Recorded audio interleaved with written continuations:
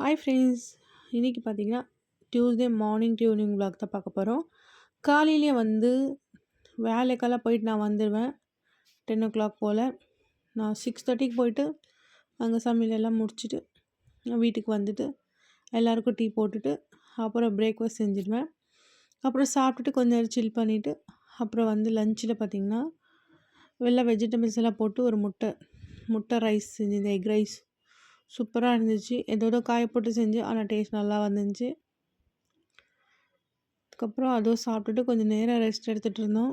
அப்புறம் 2 வேலையெல்லாம் செஞ்சுட்டு ஈவினிங் போல் ஸ்நாக்ஸுக்கு என்னடா செய்கிறதுன்னு யோசிச்சுட்டு இருந்தேன். சரி டீ போட வச்சுட்டு ப்ரெட் டோஸ்ட் பண்ணிக்கலாம், ஃப்ரெஞ்ச் டோஸ்ட்டுன்னு அது செஞ்சுட்டு இருந்தேன். ஸோ நம்ம கேமரா ஸ்டாண்ட் ஒழிஞ்சிட்டு இருந்துச்சு, அதனால் கொஞ்சம் vlog எடுக்க கஷ்டமாக இருந்துச்சு. இப்போ வாங்கிட்டேன்.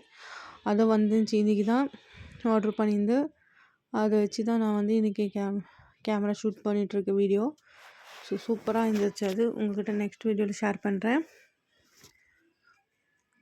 ஸோ அப்புறம் ஒரே ஒரு எக் இருந்துச்சு, அதை வச்சு ஃப்ரெஞ்ச் டோஸ்ட் பண்ணேன். ஒரு பவுலில் ஒரு முட்டை வச்சு ஊற்றிட்டேன். தேவையான அளவுக்கு சுகர் போட்டு ஒரு கப் பால், கொஞ்சமாக வெண்ணிலா எசன்ஸ். இது வெண்ணிலா எசன்ஸ் போட்டிங்கன்னா அது ஃப்ளேவர் சூப்பராக இருக்கும். ட்ரை பண்ணி பாருங்கள்.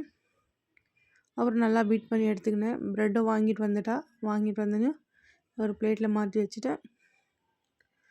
முட்டையும் நல்லா பீட் பண்ணிக்கினேன். அதுக்கப்புறம் ஸ்டவ்வில் ஒரு பேனை வச்சுட்டு ப்ரெட்டெல்லாம் டோஸ்ட் பண்ணி எடுத்தோம். சூப்பராக வந்துச்சு. ஸோ சின்ன வயசுலலாம் இது எப்போனா ஒரு டைம் செய்வாங்க. அப்படியே ஆர்வமாக உக்காந்துட்டு இருப்போம் கும்பலாக நாங்கள் எல்லோரும் சேர்த்து. எப்போனா ஃப்ரையாகவும் சாப்பிட்லாம் அப்படின்ட்டு. எங்கள் மம்மி எப்போனா வித்தியாசமாக எதனா செஞ்சு கொடுப்பாங்க. இந்த கட்லெட்டு இந்த மாதிரிலாம் அதிகமாக சமையல் செய்ய மாட்டாங்க. ஸோ செஞ்சாக்கா இந்த மாதிரி வித்தியாசமாக எதனா செஞ்சு கொடுத்துருப்பாங்க. நாங்கள்லாம் ஆர்வமாக உட்காந்து சாப்பிட்டுட்ருப்போம்.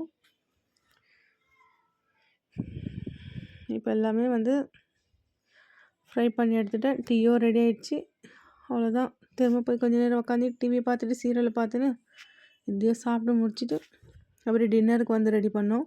காலையிலேருந்து சாயங்காலம் வரைக்கும் ஒரே சமையல் வேலையாக தான் இருக்கும். ஸோ வீட்டு வேலையும் இருக்கும். அதை பார்த்துட்டு இதை பார்த்துட்டு இந்த டே ஃபுல்லாக நம்ம வீட்லேயே கழிடுவோம்.